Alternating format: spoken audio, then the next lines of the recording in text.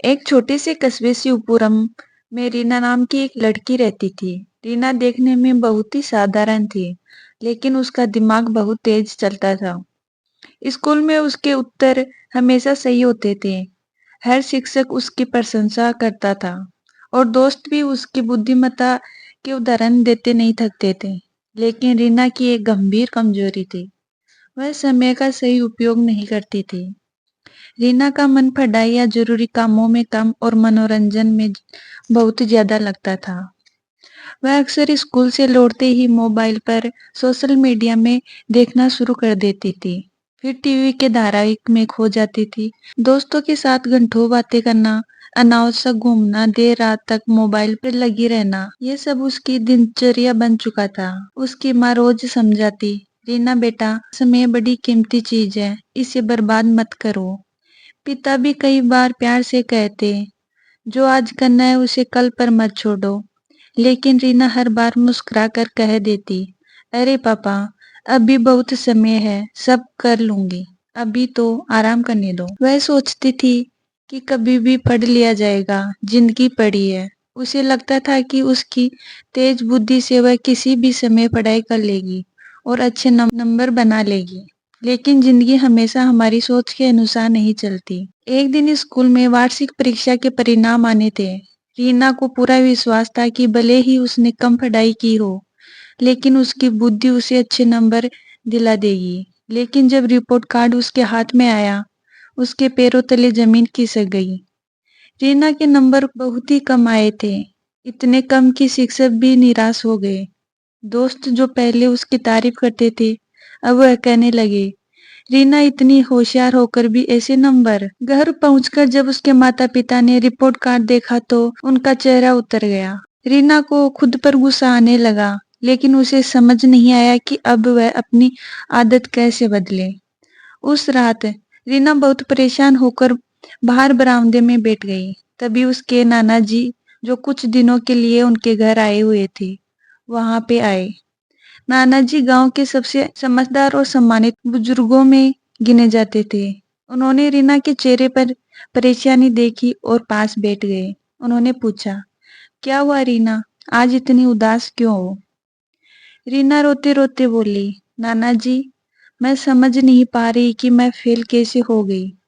मैं तो हमेशा एक अच्छी छात्रा रही हूँ।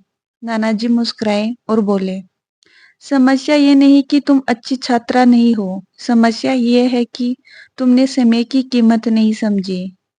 रीना चौंक गई, लेकिन नाना जी, समय तो हमेशा होता है, मैं बाद में भी सब कर लेती। नाना जी ने गहरी सांस ली और बोले, नहीं रीना, समय नदी के बहते पानी जैसा होता है, जो एक बार चला गया वह फिर कभी भी वापस नहीं आएगा।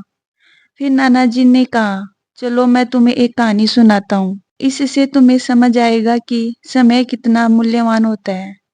नाना जी की कहानी। बहुत समय पहले एक जगह गौरव नाम का एक व्यापारी रहता था। वह बहुत सफल और धनवान था।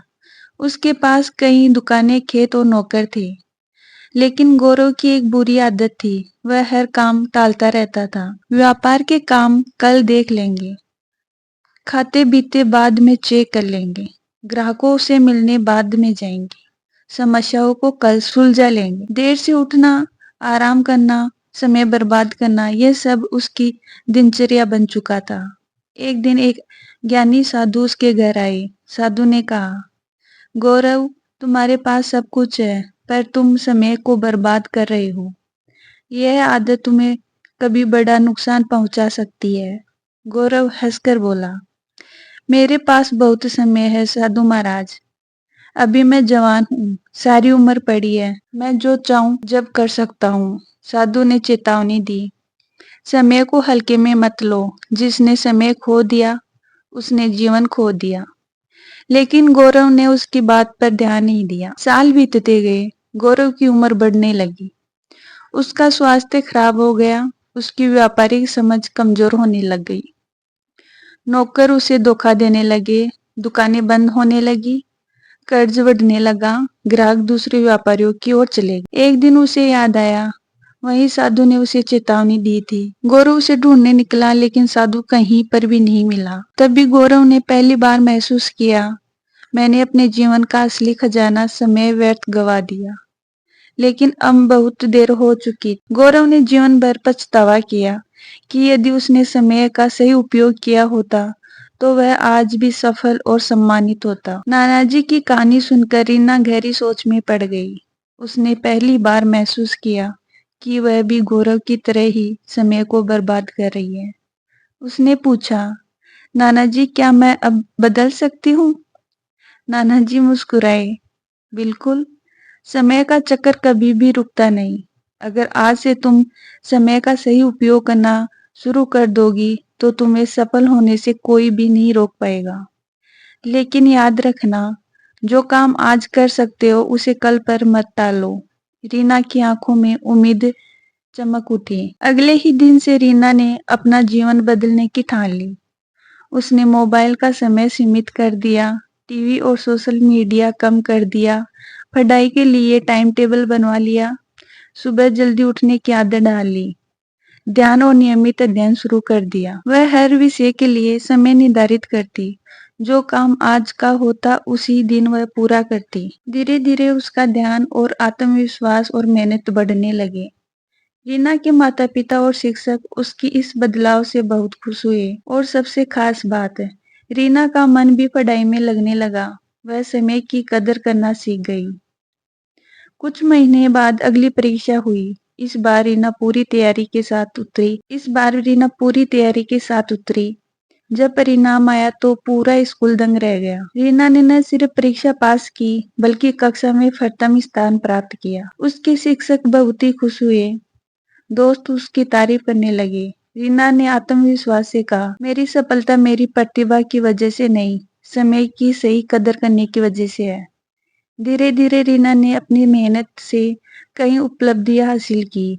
स्कूल में सर्वश्रेष्ठ छात्रा बन गई, कॉलेज में मेरिट लिस्ट में नाम आया, आगे चलकर एक सफल अधिकारी बनी। अपने अनुशासन और समय प्रबंधन से उसने कई लोगों को प्रेरित किया। शिवमपुर की हर लड़की उसे एक आदर्श मानने लगी। हर कोई कहता, रीना की सफलता की जड़ में उसकी मेहनत और समय का सही उपयोग है। कहानी की सीख, समय सबसे बड़ा धन है। जो इसका सम्मान करता है वही सफल होता है। काम को टालने से केवल पछतावा मिलता है।